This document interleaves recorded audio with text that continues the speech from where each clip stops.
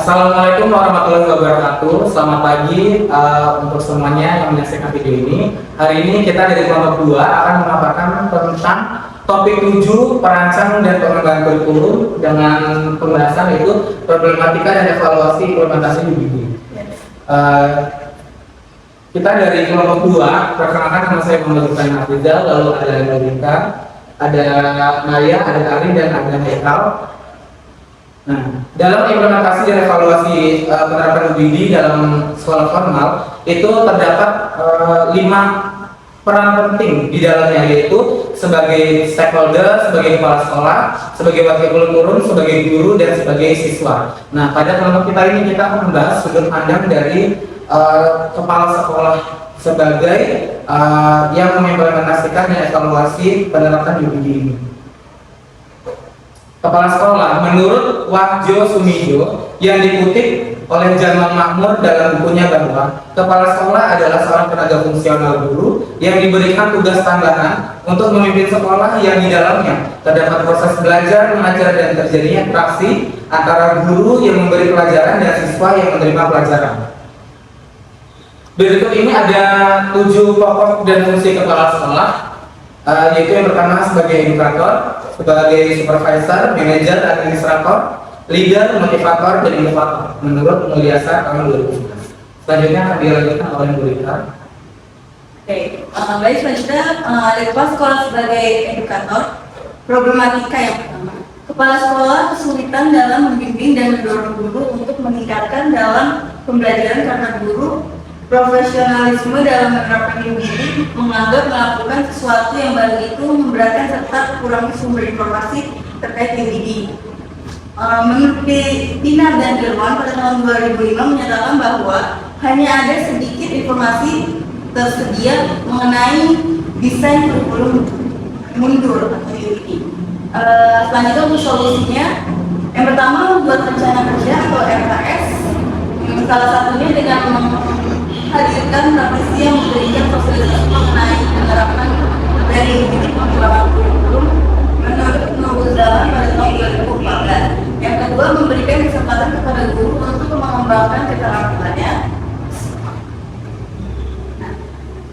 Problematika yang kedua yaitu keterbatasan waktu kepala sekolah untuk melakukan monitoring terhadap perencanaan dan pelaksanaan kegiatan pembelajaran berdasarkan UBD atau understanding by design. Solusinya ada 2, meningkatkan dan menetapkan disiplin kerja guru dan peserta didik. Yang kedua, bekerja sama dengan tim lain seperti dengan tim pengembangan kurikulum atau PPK. Selanjutnya dilanjutkan oleh Maya. Selanjutnya kepala sekolah sebagai manajer.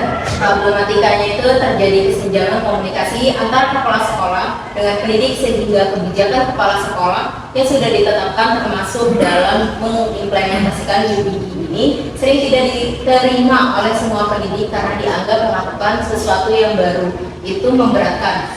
Oleh karena itu, akibatnya implementasi UBD ini tidak berjalan dengan maksimal menurut Nuruzzaman 2014. Solusinya ada 3, melakukan pembinaan guru agar dapat melaksanakan proses pembelajaran sesuai dengan kurikulum UBD.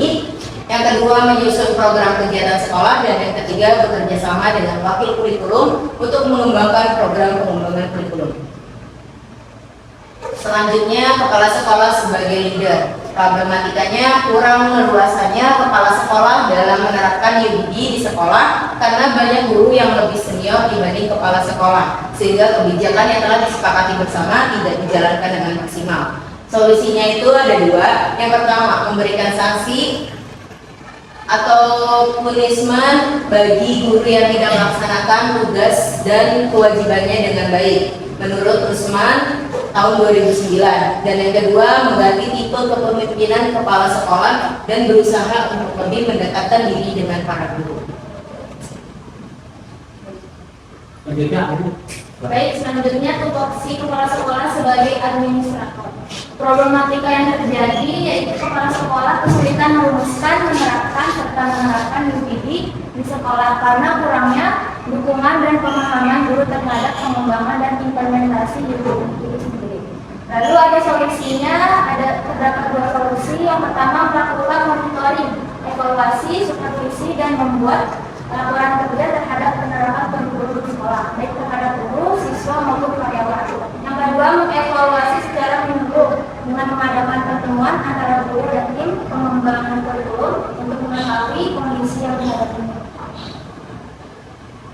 Selanjutnya, kepala sekolah sebagai motivator. Problematika yang terjadi yaitu terjadi kesenjangan komunikasi antara kepala sekolah dengan pendidik, sehingga kebijakan kepala sekolah dalam mengimplementasikan UPD itu sering tidak diterima oleh pendidik karena dianggap melakukan sesuatu yang baru. Itu memberikan akibat implementasi UPD tidak berjalan dengan maksimal.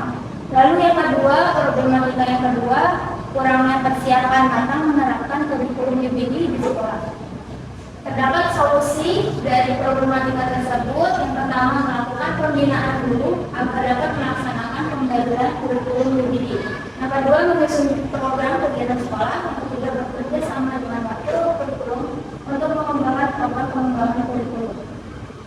Selanjutnya dari Haikal. Ya, baik, selanjutnya kepala sekolah sebagai inovator. Dalam kasus ini problematikanya yaitu guru tidak bersemangat dan putus asa dalam menerapkan kurikulum dengan UPD karena sudah terbiasa dan nyaman dengan kurikulum yang lama. Untuk solusinya yaitu melakukan pembinaan guru agar dapat melaksanakan proses pembelajaran sesuai dengan pembelajaran kurikulum UPD. Dan yang kedua itu memberikan penghargaan dan apresiasi kepada pendidik yang telah berprestasi.